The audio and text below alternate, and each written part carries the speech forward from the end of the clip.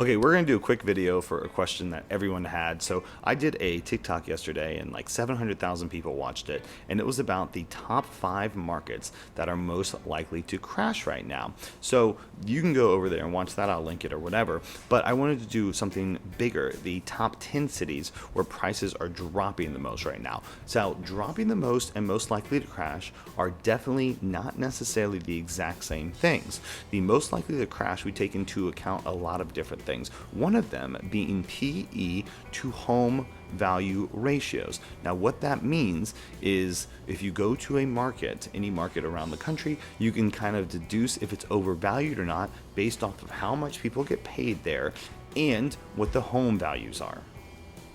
Here's a great map that represents 400 US housing markets and their percentage of being overvalued. As you can see, the darker it is, the more overvalued it is according to those PE and home price metrics. So we can see we have a lot in Florida, of course. We have some in the southeast. We have a lot in Texas, and we also have some in the southwest. So all that is really, really interesting. But these 10 cities are not that, right? They're not the ones that are necessarily overvalued. There could be some commingling, but they are the ones that are dropping prices the fastest right now.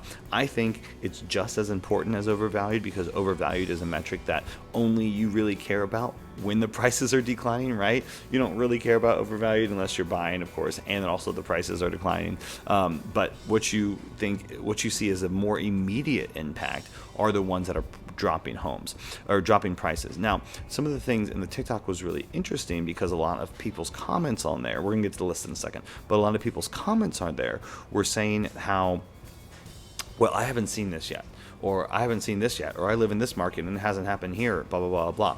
But the important word for that is yet, right? As we can see in this article, how high could mortgage rates go? They've blown past all expectations nationally, exceeding 7%. For some. So it's already been above 7%, and the forecast is that it could go even higher. So not only can it go higher and then affect the markets even more, but there is something known as kind of the Fed overshooting, and the Fed overshoots its rates a lot. So the Fed will raise up interest rates and then it won't necessarily trickle down to the economy for a couple months. So what they usually do is they raise them too fast, and then the economy does not have time to absorb all the negativity that they've put into it, and so they'll keep on raising without seeing all the effects yet. And that's what they're doing. So forecasting mortgage rates is notoriously difficult. For example, most economists thought mortgage rates would average out about 4% this year. We're at 7%. So anyway, the whole point of this entire article is that I think everyone's prediction is that it can go even higher than it is right now. So let's look at 10 and we'll go to 1. And I'm Stephen Clark. I flipped over 100 homes and I've sold over 200 homes. So I'm going to give you my unique perspective on this and what I'm actually seeing on the ground too. It's not a pretty picture, and I'm in a pretty good market from what I understand. So Spokane, Washington is number 10. I did not mean to hit that. But this is also a good tip too, real quick. You can click on any of these and it'll take you to Redfin. And when you do that, you can click on the city insights and you can get all these metrics citywide about your housing market. That was another big thing on TikTok, right? Rounding out this list is a popular pandemic destination, Spokane, and we can see they've had change 7% down change since June, change to September, so it's up a little bit, right?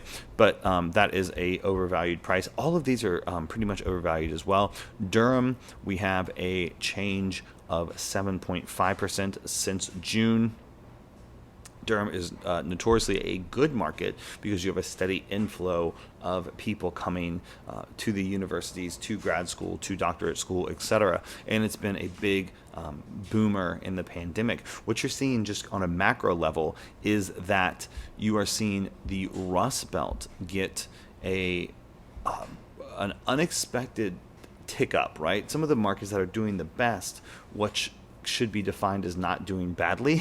You know, they're not doing great. They're just not doing as badly as everything else. They're all in the Rust Belt. So all these like hot, trendy pandemic boom towns, Austin, Phoenix, all those things, are experiencing massive drops right now, and they're some of the ones that are most likely to be on a housing decline.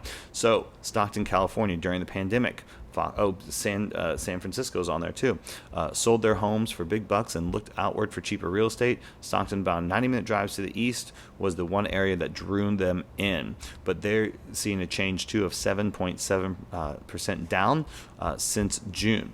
And you can see Las Vegas, Nevada is number 7. That was on one of the highest markets most likely to drop and to fall that we talked about on TikTok yesterday. So this is in the top 5 of most likely to crash, right?